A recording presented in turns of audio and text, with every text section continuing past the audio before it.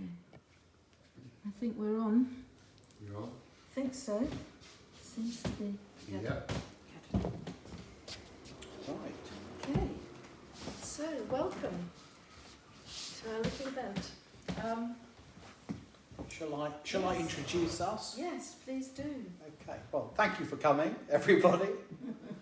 You can't see because they're behind, but audience of hundreds. Thank you for turning up. My name's Ed Whitfield. I am the author of this book, Murder by the Bottle, which is freely available now wherever books are sold. And I'm here today to talk to this lady, Michelle Shine, who is the author of this novel, Song for Rhea.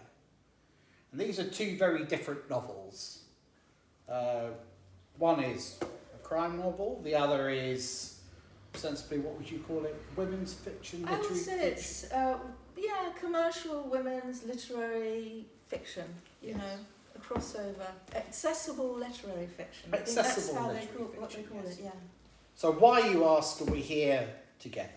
The principal reason is because, well, we share a publisher for one, but the reason is that although our books are very different, there are some, shall we say, broad thematic parallels between the two. And that's quite interesting because they are two very different books, very different in tone and style and approach and so on, setting. But what I'd like to talk to Michelle about principally, and this is how we're going to get into the books, rather than just sort of outline the plot. So we might should we give a very brief synopsis of what each one is about, just to set the scene? I think that's a very good idea. Shall I start? Please, yeah. Okay. So, Song for Rhea is about a mum, a very successful contemporary composer who has a daughter who is a Hollywood superstar actress who unfortunately dies in the bath from an overdose of a prescribed opiate medication. And the mum, obviously she's, on the floor and completely can't compose, can't do anything. And she didn't know why. She didn't know what happened to her daughter. She didn't even know why she was on this medication. So she goes on this journey to find out what happened to Rhea, which is her daughter. And in doing so, she goes on an internal journey as well. And she is able to, when she comes back, she is able to carry on her life. And a little bit more than that. Okay. So, Murder by the Bottle is about a young artist who's at a prestigious Cornish art school. And he's involved in, essentially, an illicit relationship with his muse, who is his art tutor, but is also a bit of a art celebrity, which one imagines is how a lot of artists are making real money these days. But essentially, she calls off their relationship. And that prompts him to want to sort of take, if you like, a little bit of petty revenge, or to sort of draw attention to it, because of course he doesn't like being an illicit, dirty little secret for her. And he thinks that in some respects she should be held accountable for the relationship. This essentially gets him kicked out of the art school. And that, for him, is sort of the end of his career as he imagined it was going to be. He's completely lost. He doesn't know what to do with himself. He's very keen to get the attention both of the institution and the woman who he craves to be with. And he takes up her job while he's reflecting on this in a wine shop, which is in the town, which is where the art school is based. And he comes up with an idea that he can turn this job, this sort of menial summer job, into his piece of performance art. that will get a lot of attention as he imagines it to be, because he's slightly deluded in that sense. And the art piece of work itself is a sort of piece of social commentary. So in place of the wine critiques that you would normally find in the wine shop, you have instead little sketches, social sketches, commentary on the people that come into the shop, the clientele, their lifestyle, etc., etc. And it generates a lot of tension on both sides of the counter, not just with the customers coming into the shop, but also the people that he's working with, who don't frankly understand what he's doing or why he's doing it. Naturally, that builds to a bit of a crescendo, tension-wise, and a crime is committed after hours. And from then, it becomes a story really about one person trying to hold on to their own identity and their own future at all costs as the net closes in. So it's a story really about, it's patterned in some respects on 70s TV shows like Columbo, for example, where the story is told from the perspective of the villain rather than the people investigating the crime. But really it's a character study. It's about somebody who's quite narcissistic, quite driven, quite insular, who has a high degree of self-regard, whose entire world is collapsing around him, who is trying desperately at all costs to hold on to that central idea of who he is and what his potential is. So it's a very different story from Michelle's. But what it has in common, and maybe this is a starting point for the discussion, is that essentially it's about two artists who have lost their identity in some respects, or have had their art arrested by events. In the case of Alison, the protagonist in your novel, the problem, of course, is that she's lost Ria. It's led to a sort of breakdown as such, isn't it? A breakdown. It is a breakdown. A crisis, hasn't it, in her own mind? Yes. And for Keir, losing his art is the crisis. Yeah. And losing a sense of self is the crisis. And of course, they tackle these problems in very, very different ways. They do. Tell the ladies and gentlemen how Alison goes about trying to resolve that crisis. Yeah. Alison, she kind, when people lose people, especially when it's technically in the book it's described as an accidental suicide because she takes this overdose, but most of the stars that do that are not trying to commit suicide.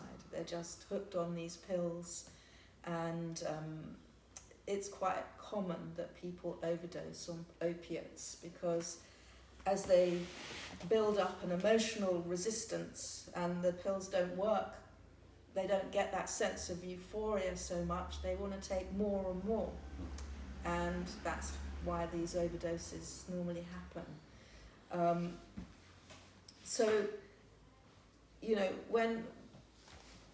When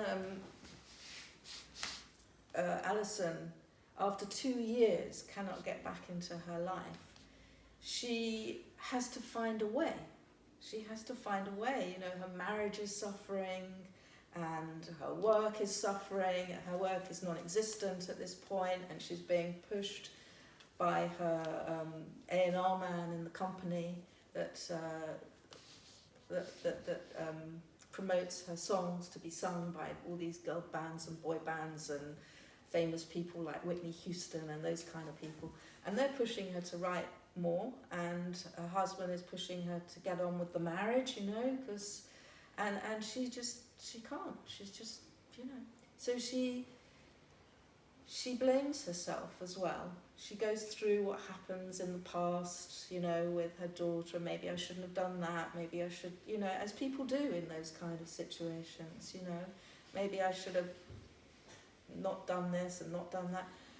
So she goes on the internet and she finds this shaman in Arizona, and on a whim she thinks, okay, this person's going to, you know, he's going to teach me how to move on in my life. He's got the answers. And that's where she starts her journey.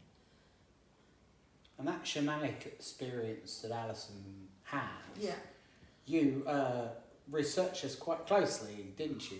You had a similar experience. Yes, well, after I lost my husband in 2009, suddenly one night from a thoracic hemorrhage. So what? A thoracic hemorrhage. You know. I don't know what that is, darling. Okay, this is your thoracic area, Right. your chest, and he had a hemorrhage. Just like that?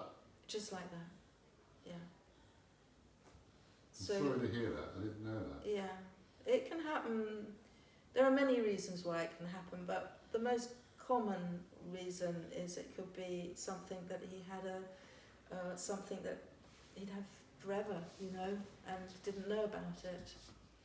Or, well, was you there? Pardon? Was you there at the time? I was, yeah, it was late at night.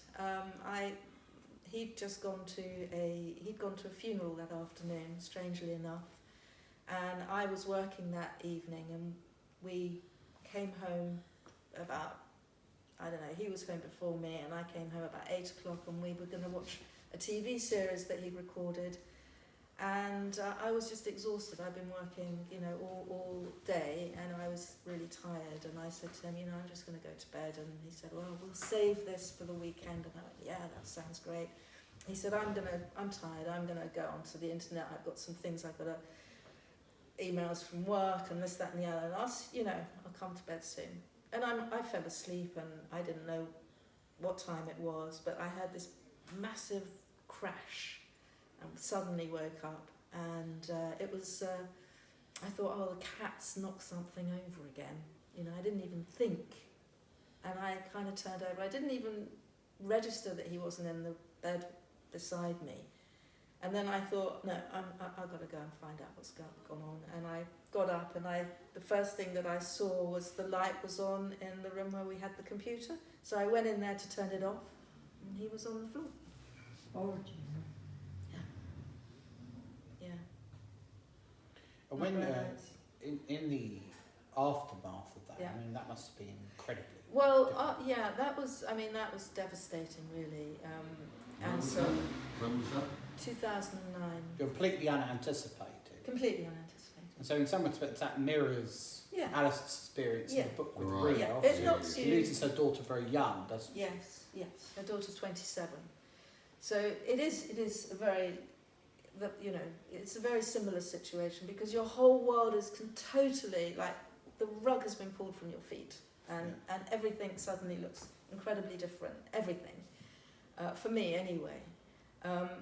And then in 2011, which was 2 years later, we had a house fire in our house. And that was, I was finished after that. And my family thought I was nuts, because I also went onto the internet and I found a shaman, and I went to Arizona to study with her. The shaman in the book is a he, but I went to study with her. And I couldn't write. I was writing, but I couldn't write. So when I came home, I could write again.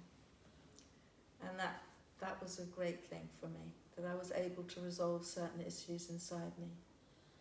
So what happened there? Well, I got to a certain point in the book, quite early on in the beginning, and I decided, and Alison came to me. It was a very strange. That's another strange story. Shall I digress and digress and tell you? So I was trying to write something very commercial, because I wanted to get a literary agent and, I don't know, a contract with a big publisher and blah, blah, blah, blah. And I couldn't do it. I started things and I finished them, couldn't finish them, and wasn't that interested in what I was trying to do, which is probably the main problem. And somebody sent me this video of Tori Amos, who's a singer, piano player lady, singing a song of Kate Bush's, and I love Kate Bush. And normally I don't like anything that anybody else sings her songs. I'm just not interested. But I got quite interested in her. And I started to listen to her interviews, and I thought she was a really interesting woman. And one of the things that she said, because she was a child prodigy. She went to a classical musical school at 5 years old. You know, she was playing the piano from like 2 years old. But by the age of 28, she was still playing piano in piano bars and hotels and things, and she hadn't managed to make a career. And that was very devastating for her. And then she made this rock album, and the rock album failed miserably. And she said to herself, look, you know, whatever I'm going to do next, I'm just going to do what I want to do, even if I have to play my compositions to my friends in my living room, and that's as far as it goes. This is what I'm going to do. And it's a very strange thing, because as soon as I heard this interview, Alison kind of arrived, and she just kind of started narrating her story to me, and I just couldn't take it down fast enough. She was very pushy and forceful character. And I could honestly, it was unbelievable. There were times when I had to tell her, you know, hold on a minute, I can't do this now, I'm queuing up to pay for my shopping, you'll just have to wait. You know, in my head I'm telling her that. But it was a wonderful experience, because the first draft got written very quickly, and she kind of, you know, she was inside me. It was quite magical and wonderful experience. One of the things I was interested in, Michelle, was where your experience ends and Alison's begins, as it were, because particularly with the sort of visiting the shaman and so on, I get the sense in Songvaria that Alison wasn't 100% satisfied with that experience, that she found it interesting and exploratory. Exactly. There were no answers at the end. How did you feel? Well, I'm a completely different character to Alison, you know, in the same way as you're not Keir. Yeah, thank goodness. Yeah. But yeah, I'm a completely different person. She's much more successful, much more bolshy, much more, she's very different from me. But I got to a point in the book where I thought, oh God, Alison, you're just not going to get out of this unless you go and see a shaman. You know, because that's kind of how I did it. So I'm going to kind of send you there. And then she had her own experience. You know, she was a lot more sceptical than I ever was. Have you got kids? Yeah, got 3 kids. Yeah, but she's an amazing lady, I think. Did you find the spiritual experience helped you in perhaps a way it doesn't help Alison in the novel? I think it did help Alison. I don't think she appreciated it at first. I don't think she accepted it at first. I think it was a much, I think she had a lot more resistance to that world that she was being introduced to than I did. Yeah.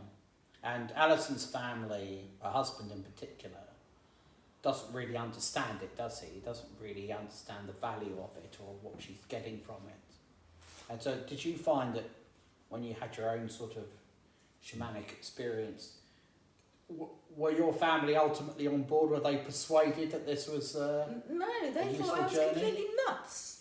You know, who finds a therapist on the internet, like thousands of miles away, that you don't know, you've never met? You know, it's absurd. But yeah. I did it. And Alison did it.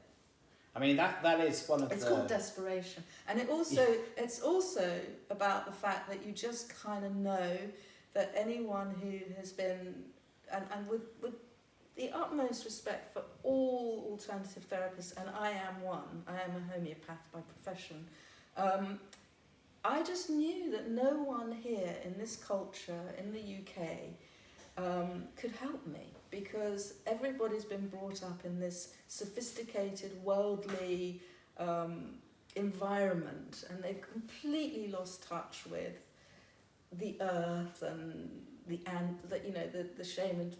My shaman, Alison's shaman, talks about the ancestors and the sun and the moon, and and they're so much more in touch with a reality that we've kind of shunted aside. So who could help me get in touch with that? Only someone who is there and still with it could teach me how to get to that did place. You work over the internet then? Sorry? Did you meet her over him over the internet? My shaman was a woman. Yes. And I was looking for a shaman on the internet. What's a shaman? A shaman is a wise person from an indigenous tribe. I mean, they have them in America, they have them in Peru and South America, and also in Australia. You have, all the places where the indigenous people still hang on to their culture and their ways, and they're very close to the earth. Our ancestors too, they were all close to the earth until modern living took over. And That's fair. I just knew that I had to go back to that. And her website spoke to me about all of that stuff, and I knew that's how it was going to mend me. So I was interested in this aspect of the book particularly because it struck me that the main difference between our stories, other than genre elements and all the rest of it, are the individual philosophies of our narrators. Yes. Your narrator, Alison, is somebody who very much is in tune with the idea that there are sort of elemental forces in the world that she can tune into, which may be able to help her expand her consciousness, expand her understanding, help her heal. Yes. And I get that sense from you that you're very much a believer in that, in the sense of natural healing from within, and so on. Keir is perhaps more cynical, somebody who would think that... Not perhaps. Well, okay, definitely more cynical. Yes. But somebody who would think that the route to sort of healing oneself is oneself, in the sense that you do it through action, you have to control events, and so on and so on. So very much about individual agency. Can I just say one thing? Sure. Yeah. Do you think that's the difference between essentially man and woman? Oh, I don't know. I think, I think a lot of men think that that's the difference, in the sense that, the cliche is that men think that they're rational and that they're grounded, and that, they're not interested in those sort of more spiritual elements. Yeah. Not all by any means. No. I mean, I have some friends who are very, very much attuned with the natural world, as it were. So you can't generalise too much. But I know what you mean. Yeah. It's And if more you're talking- feminine, isn't it? And the other is more masculine. If you think about the genders as That's like just interesting. one long trajectory, and very, very female sits on one side and very, very male sits, and everybody else is somewhere between. Has that been your experience, that men are more cynical generally about that kind of No. inner actually. knowledge, as it were? No, but I do think that men who are more open to it are quite sympathetic with the feminine. And I Yeah. don't mean they're gay or anything necessarily, I just mean they're more open to, emotions and that kind of thing. Because I was going to ask you, I suppose, a provocative question, Okay. which was, to what degree do you think that sort of worldview, or that sort of idea that one can find healing through natural sources or through some sort of guru or what Yeah. have you, Is that a...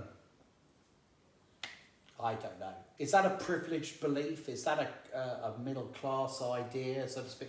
Are there some people in the world who just need the pills? I think that if you were to ask the indigenous people who I've mentioned, I don't think they're very privileged at all, or middle class. I think they're just very basic. And I think that we are much more, in our culture, we're much more artificial than they are. I think they're more authentic than we are. We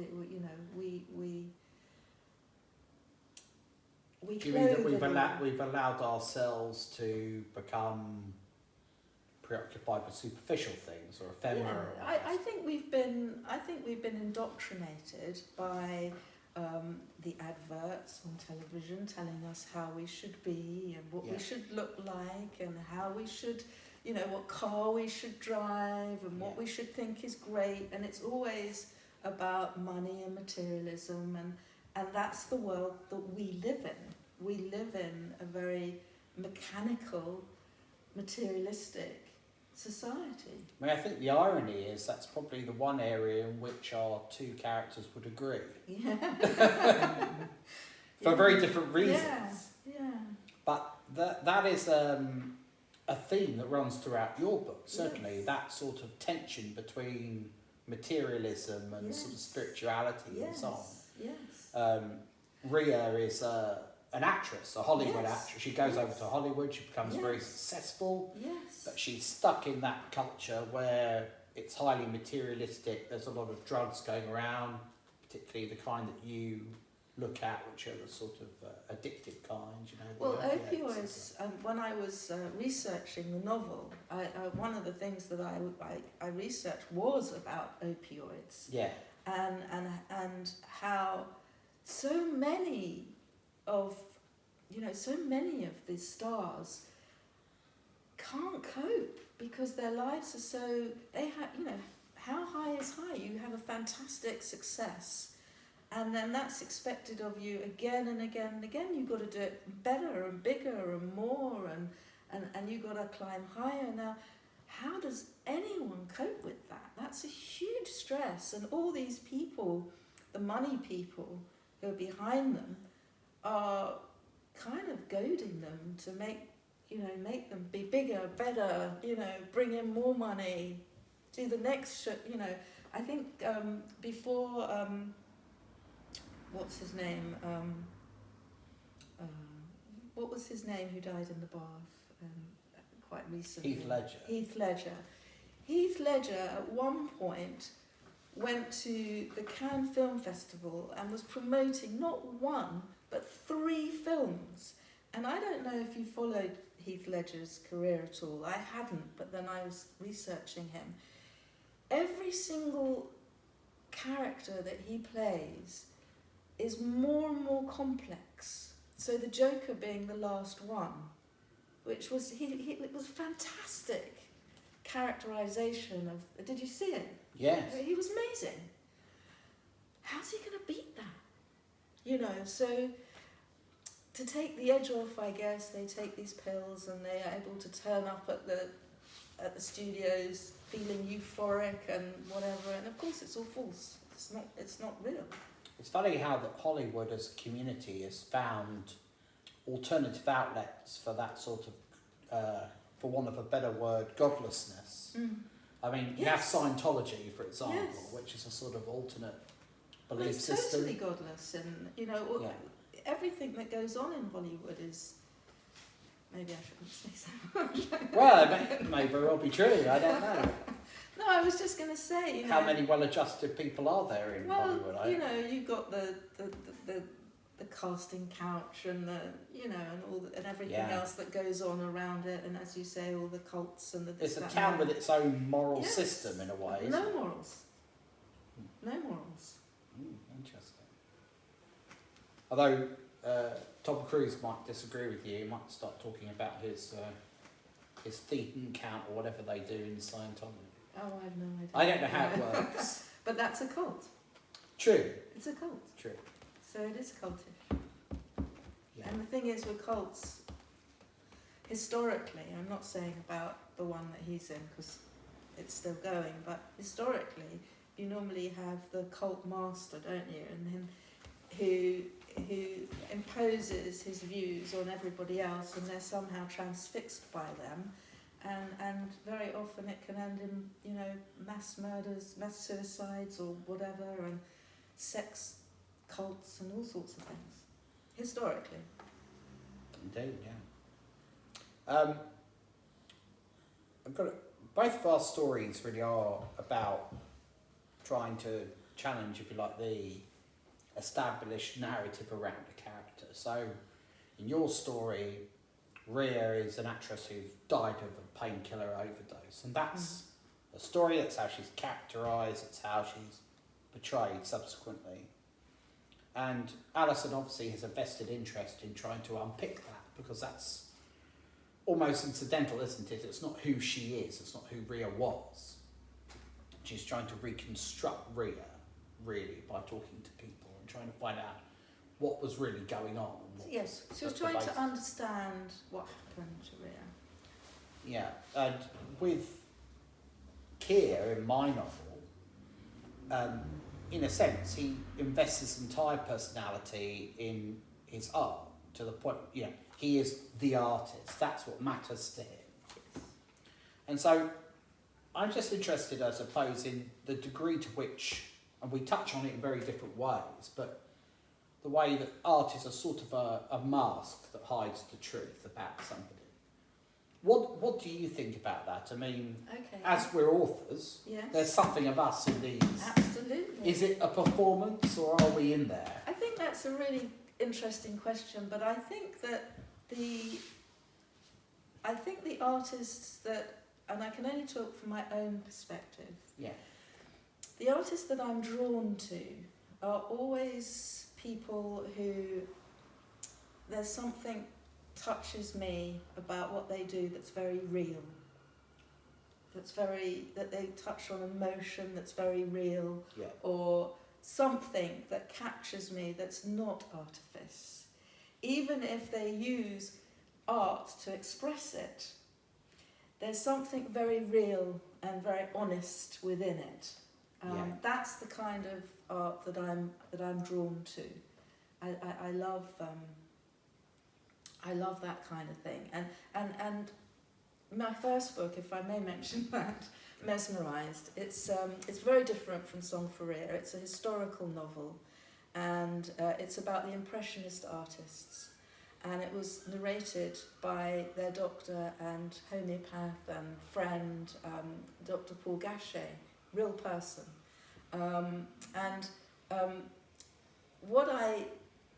What drew me to the Impressionists is Edouard Manet.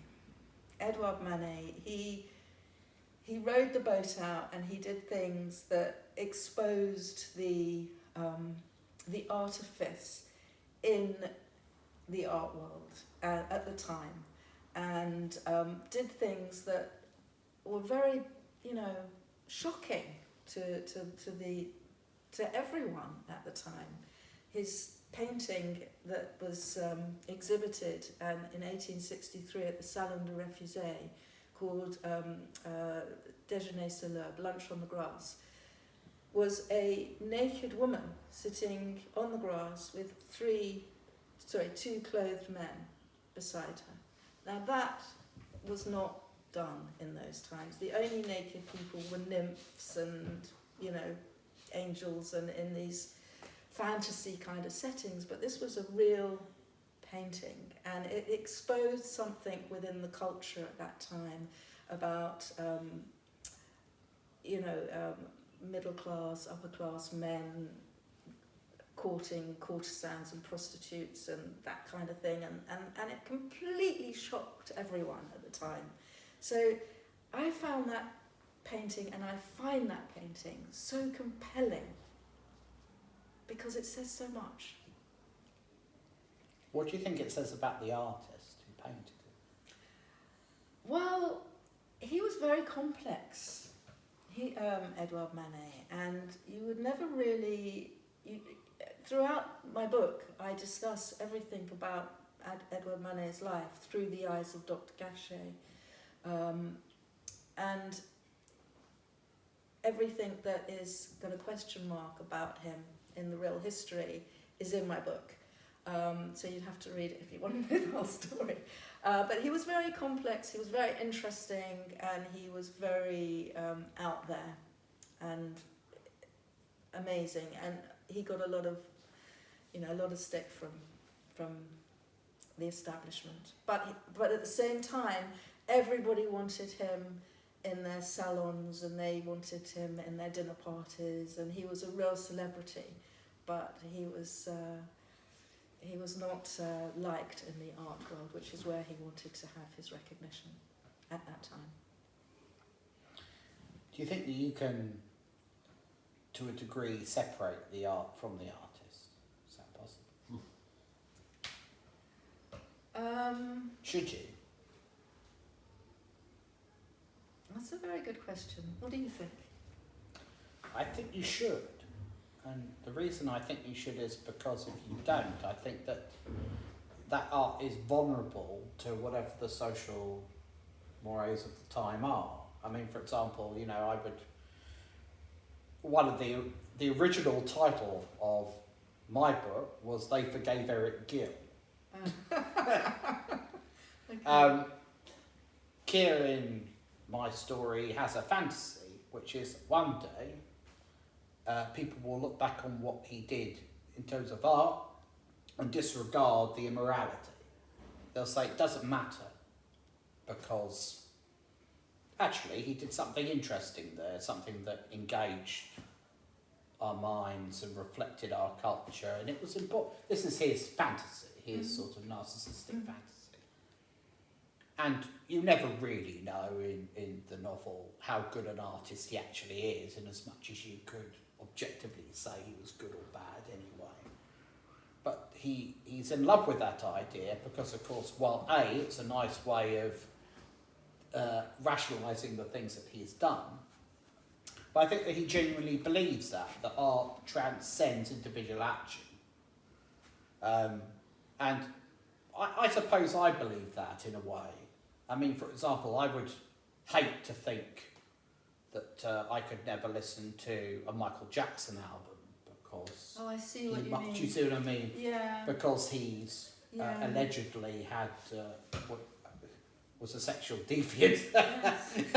Or whatever. I think if we don't, then I don't think we would have very much art left, would we? I mean, most people have flaws,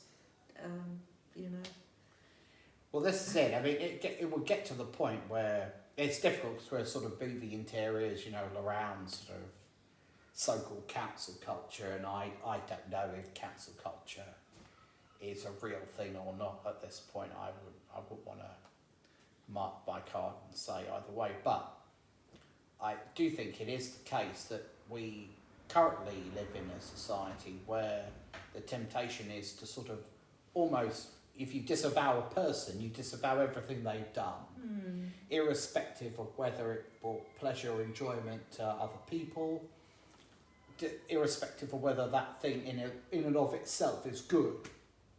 Yes, Eric Gill, I understand what you're saying. had his work defaced by a protester who attacked Broadcasting House about 6 months ago, was trying to get rid of it. Now, of course, whether or not that is a good piece of sculpture has no bearing at all on Gill the man. He's gone. All that's left is his art, really.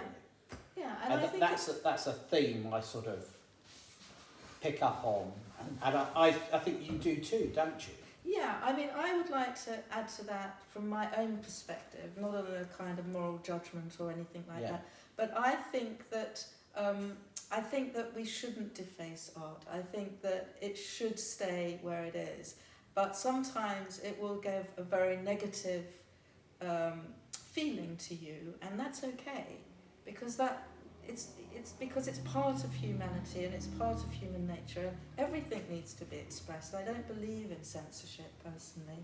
I think everything should be allowed to be said, but I don't think you have to honour it or like it, you know. And I think that for some things there should be a warning on it, you know. But I don't think it should not exist, because if you suppress something, you're gonna only have this bubbling, you know, awful thing under the carpet, if you like, that when it gets lifted, it's just going to get... Well, it'll be a backlash at some point. It's just going to... no, I don't believe in things going underground. I think it's worse. I think that, you know, we have to say, okay, we're not great. We're not the great species and wonderful and everything we do is wonderful. We do bad things as well, and this is one of them. Yeah, I mean, one of the things I like in Song for Rhea is you never get the sense that Alison disavows Rhea's art. She never says, oh, well, actually, you know, she's an actress and therefore I can't know her from her work. I can only know her from anecdotal evidence or my own experience or whatever, because of course Rhea's art is part of Rhea, isn't it? Absolutely, and there are so many levels of Alison learning Rhea from other people in her life, from her fans, from the way that she saw Rhea's art and the way that she saw Rhea the person. I mean, there's so many kind of aspects that she has to come to terms with, that Rhea's not there anymore, and she's had to look at all of that. Yeah, and one of the things that really comes through in the novel is Alison's sense of grief and sense of loss. That's sort of palpable on every page, I think. Yeah. But it's not a morbid novel. No, it's not. It's a very...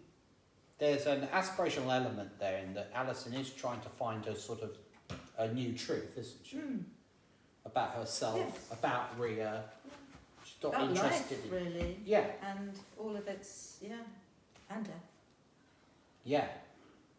And what is your view on that? Because obviously you've suffered sort of personal tragedy, of course, which informed the novel. So what do you believe? Do you believe that there is a sort of, I don't know if we'll put it strongly as an afterlife or what have you, but how do people live on in your view? Do they live on as a set of ideas or insights, or is there actually something material there as well? Well, I think for me personally, and I can only speak for myself because, you know, I'm only one person, with my husband, who I absolutely adored him, and we had a fantastic marriage, and he lives inside me, because everything that I do, he's always with me. And I know that sounds very cliche and everything, and it is cliche, but it is true, you know. I know what he would think about everything, and I know that, you know, so he is there.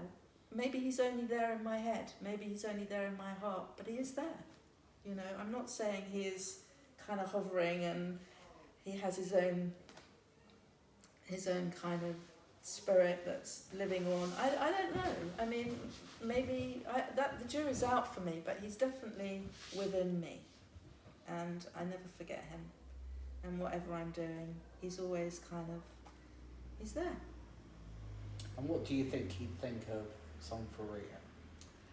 I think that he would be very proud of me, because when he passed away, I was doing a master's degree at Birkbeck University, and I was writing short stories that he would read, and he was very, very proud of me. I'd already written a homeopathic textbook, which still gets used in the colleges today, and from that I wrote a novella, and I sent it to a girlfriend who has a bookshop, and she read it, and she said it desperately needs editing, and that I should go to Birkbeck. She mentioned Birkbeck and do a master's degree and learn how to edit my work. She said, but other than that, I couldn't put it down.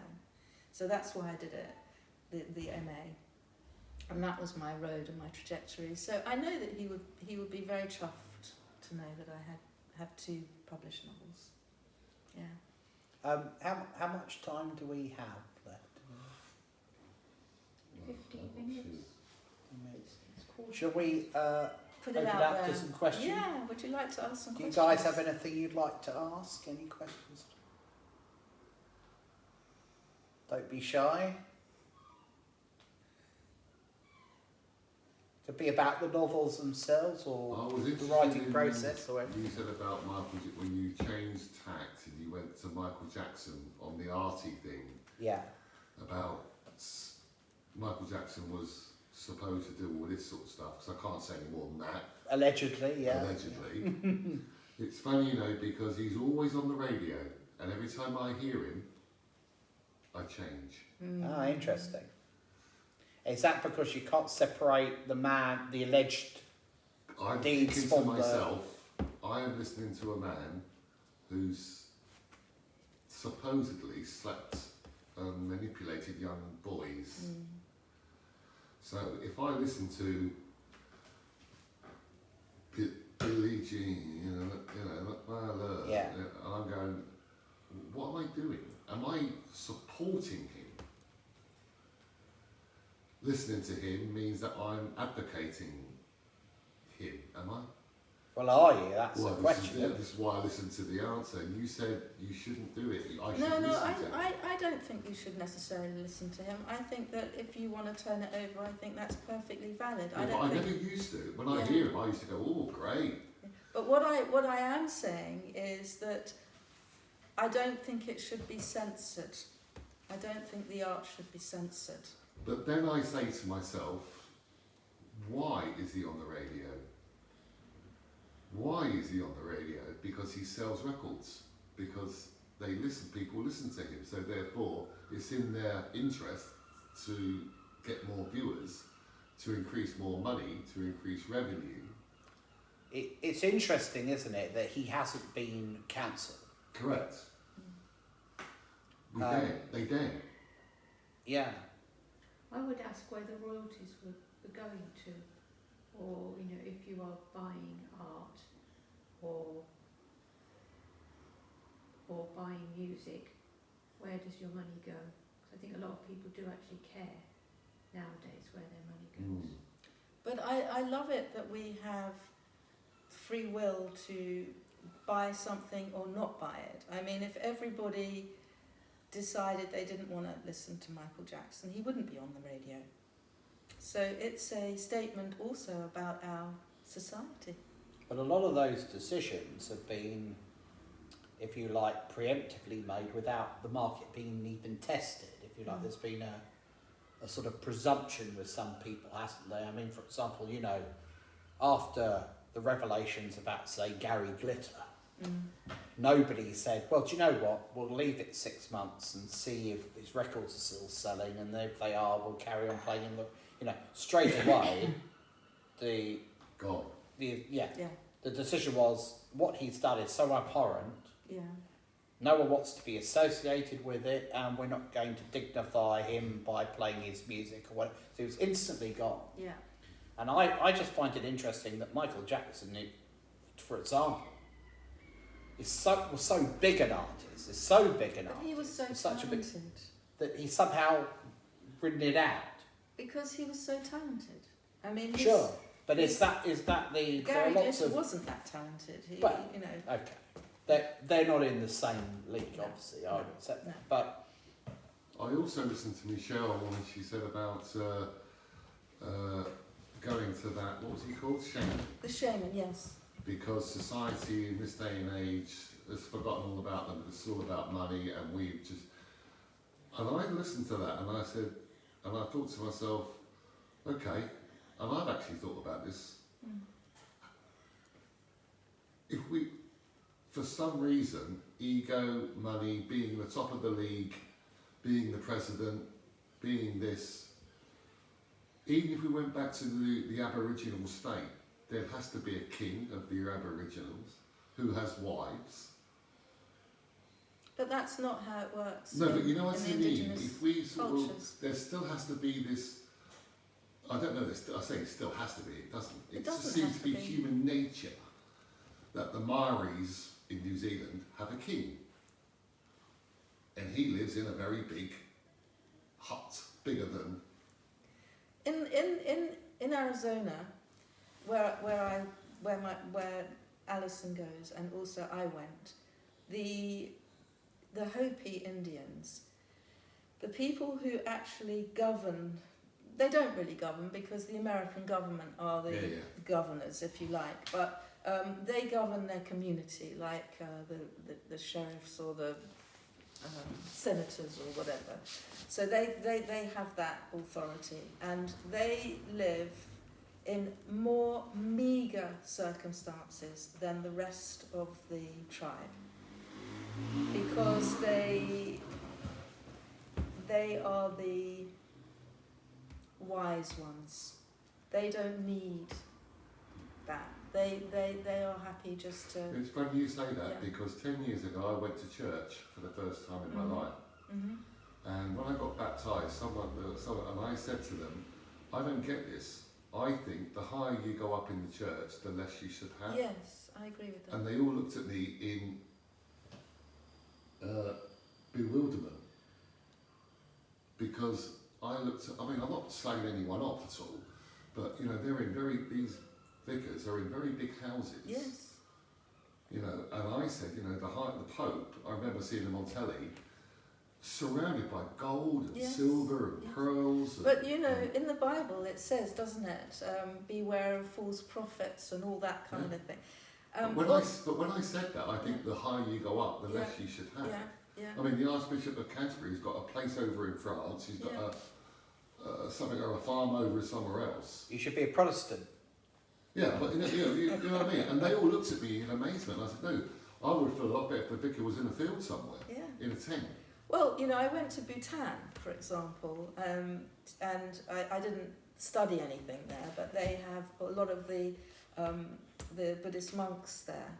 Yeah. And a lot of them are hermits, you know, they live I get that. and they're just spiritual, they just live with the world around them, you know, and they're very, you know, because that to me takes courage to do something like that. Mm.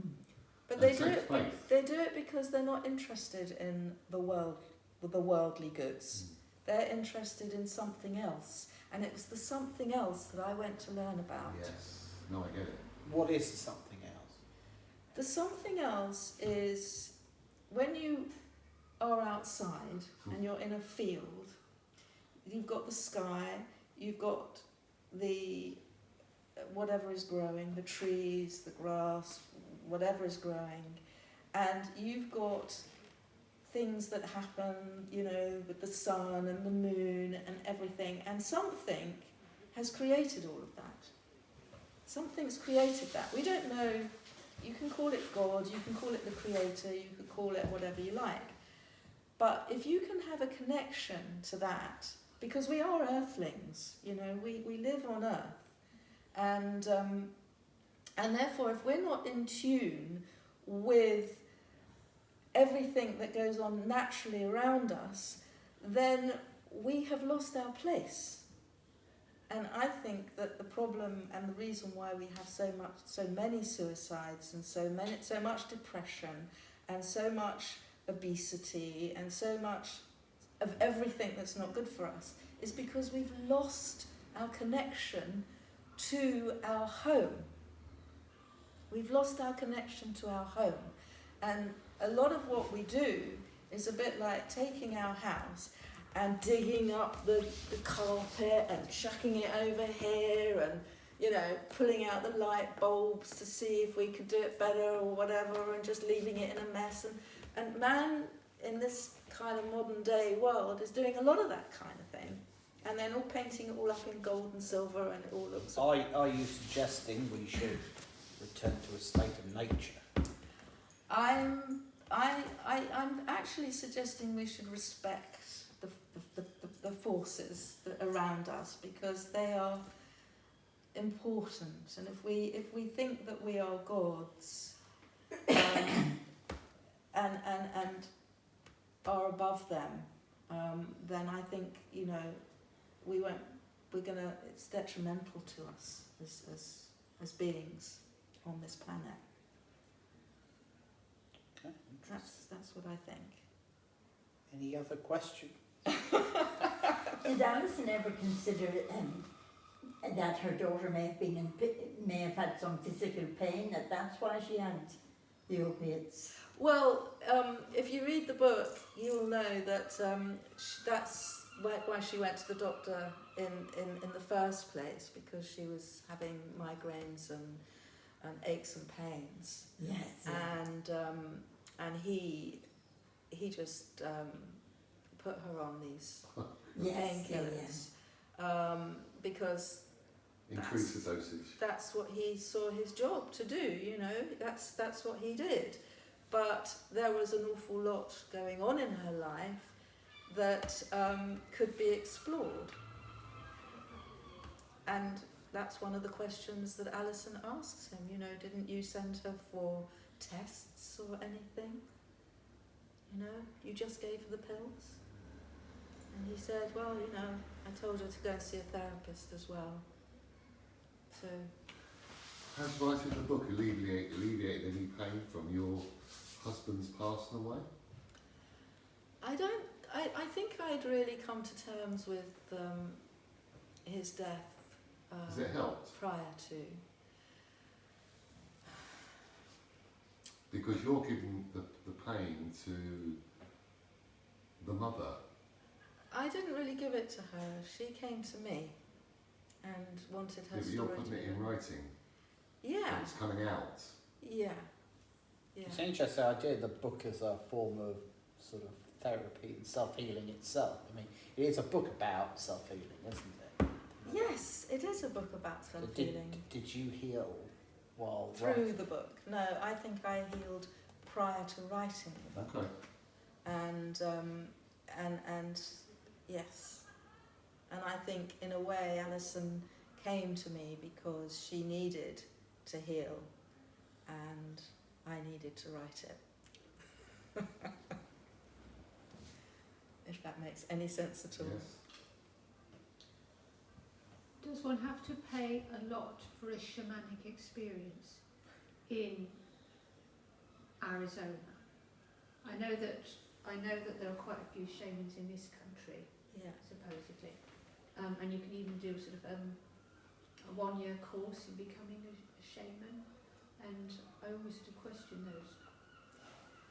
Yes, well that's Businesses. why I went to Arizona, because I didn't want to be part of someone's business to make money. They have to live, they have to buy things, you know, themselves, their food, their rent, their whatever they have to do. They you know, the shaman that I went to, she didn't live on the Hopi reservation. I went to the Hopi reservation after I did the course, and then I stayed with the Hopis for a while, and that was all part of the deal. And even the Hopis, they have to live too, you know, they have to pay for things. Why did you flip the gender of the shaman in the story? I didn't want the shaman to be my shaman, because I felt that was an encroachment on her person. Confidentiality.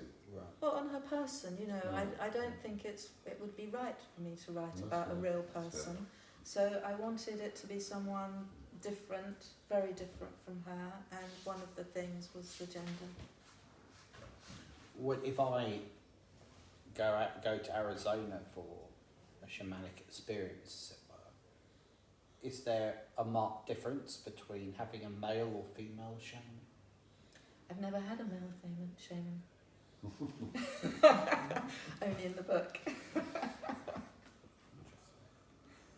I wonder if it changes the experience, or to what degree it changes the experience.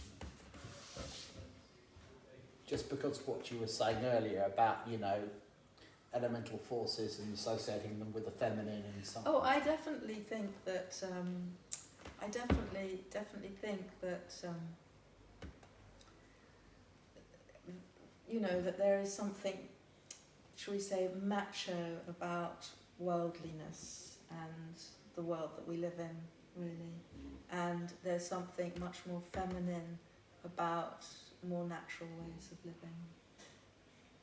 I do think that. And that doesn't mean that only men are macho, because you get very macho women as well, and you get very spiritual men. So it's not a gender thing, but it's like a kind of, you know, a way to express. Yeah. Something. How do you know when a book is finished? Well, when the story's been told, it comes to a kind of natural conclusion, really. I've found. But I've also worked on the ending of Song for Rhea for quite a while. So I finished the book, but then I went into the editing process, and I knew that when I finished the first draft, it needed work on. So when it's right, when everything is right, then it's finished. I feel that to agree. That for me, the novel is finished when I don't think I can improve any further on the draft without help. Okay. To the extent that I've done everything I've got it to the point where I've given it everything. Yes. And if it's going to be improved, it's going to have to be somebody else who comes back and says, with a fresh pair of eyes, well, actually, you know, you might want to think about that too. You could do that. I've emptied myself into it. Yes. That's it. Finished. Yeah. I mean, I agree with that, but then I like to have a good editor and to sort of throw ideas at me, or just say to me, you know, that's a bit weak there, or that's could be better, or you know, you can make more of that, and just let the ideas kind of gel in my mind, and if something happens, and it normally does, and I go, oh, I know, I'm so pleased you said that. At what point would you show it to the editor then? When I've worked on it enough, that as Ed says, and I think, okay, I don't think I can improve it anymore on my own, so I'm gonna, first I have readers, and then after the readers have given me, you know, a bit of feedback, then I might do another edit, and then I would look for an editor. I don't turn it over to people, so-called beta readers, as they're sometimes called, until I've got a draft which is polished enough that, you know, if I were to go under a bus the following day, that version of the story could theoretically be published. Yeah. It's not perfect, Yeah. but it's good enough that it reflects my true intent. What did I want to do? What was that story I wanted to tell, the way I wanted to tell it? Of course it can be polished up, of course there's room for improvement, of course there are little tweaks to be done, but you can put it over to a set of readers and say, well, generally speaking, this is how it's going to be, what do you think? And then what you hope is people will come back and say, well, oh yes, I understand what you're trying to do there. If you're in trouble, I think, if somebody comes over and says, oh, I don't get it. I think what you want people says, I couldn't put it down. I couldn't put it down. I loved it. It made me cry. I don't know, anything like that. Yeah, that is the perfect response. Yeah, it is, isn't it?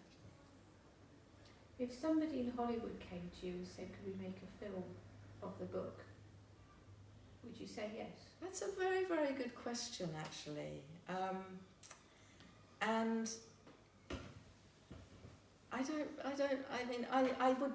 if I said yes, I would have to think of it as a completely different project to my book. It would have to be something completely different because I know what they do to books in Hollywood. You seldom have much input. Sorry? You seldom have much input into Yes. So the adaptation. it also depends who was going to do something with it. What's the name of the lady who wrote the piano and what was her name? The Australian lady. Jane Campion. Jane Campion. If Jane Campion came to me and said she wanted to do something with it, I would love it. You could trust her to adapt it, I think. Well, whatever, I know I could trust her. Whatever she did to it, it would be amazing. It might not be anything like my book, but I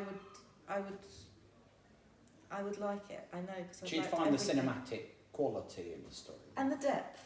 Yeah. Of emotion and everything. So she would make it into, it would be her project, and she would take mine as a bit of inspiration to do something amazing. But I would be very, very... For your story, you'd need somebody a little bit out of the Hollywood mainstream to make it, wouldn't you? Because it is a critique of Hollywood, isn't it? Yes, it is. I think that it would run a mile from it, probably. And if they did pick it up, maybe they'd want to change the whole kind of basis of it, but it's quite, the prospect of having a book adapted for a movie is sort of seen as a sort of shorthand testament of its success. Oh, somebody bought it and they adapted it, but of course it does become a completely different thing. And I personally think that one of the problems that exists is that there's too many literal adaptations of novels, in the sense that in some respects what's interesting about the story in novel form is lost. I mean, an example might be something like I'm trying to think of the Jim Thompson novel The Killer Inside Me, which was adapted into a film with Casey Affleck, and the novel is first person, and the novel draws its power and its interest from being inside the mind of the antagonist. Now, a lot of that is lost in the movie adaptation. The movie adaptation looks great, it's very well acted, it's exactly the same line of action, but you're missing a dimension because of the transfer over to cinematic format. And there was no attempt on behalf of those screenwriters to rethink the story and think, well, how can we get as much cinematic quality out of it? How can we reproduce the things that are great about the book in visual terms? I don't think they quite succeeded in doing that. I think that's always the risk. I mean, a lot of people complained, for example, when they were adapting Harry Potter stories, that the problem with the movies were that they were attempts to just sort of tell the book straight.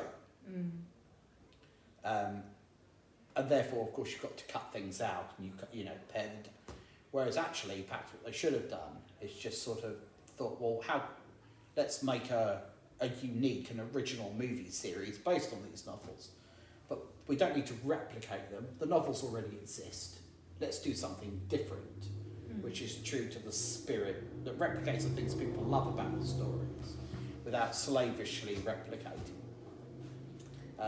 I think it depends as who the producers are, who the directors are, how much money they've got. Everything's it's about money, isn't it? And what they want to do with it. I would be more happy to have,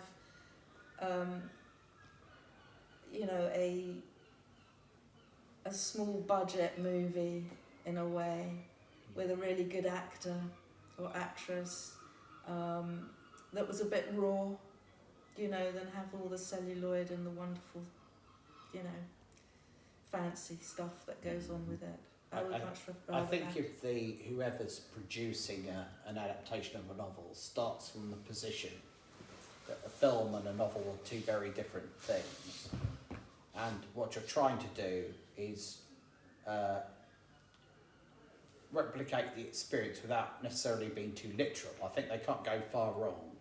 I mean, the best novel to film adaptations are the ones that recognise what's unique about cinema and concentrate on those elements without being too slavish, I think, to the original text. But whether you had any input in it or not, that'd be another matter. Yeah. You might not get that chance, but Yeah. It is a way, I mean, especially televising things, series and things, it's a way of bringing the story to, a wider audience. I'm thinking of Handmaid's Tale, for example. I mean, that really brought a story that people see, a reflection of our world in that story. And it kind of was a bit of a whoa thing for a lot of people when they watched it. And I think that's a good thing, indeed, yeah. Any more for any more?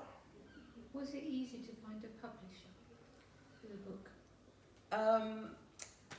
It was once I realised where my book belonged. Yes. Then it was. Being that I didn't think that my book really belongs in the whole corporate kind of wheel of publishing, and I think it belongs in the world of independent publishers, because independent publishers take more risks. They don't have the same kind of, can we make money out of this? They just look at it and they go, well, I really like it. I don't know whether we can make money out of it. It's really good. Let's get behind it. And I like that ethos much better. So I don't really belong in that other world. So once I realised where my home was, it was easier. Yeah. So, okay. That's probably a good note to end on, I would have thought. Well, thank you very much. Thank you for coming. Thank you. And thank you. Okay, yeah, let's turn this off. Right. I don't know how we're going to ever Point.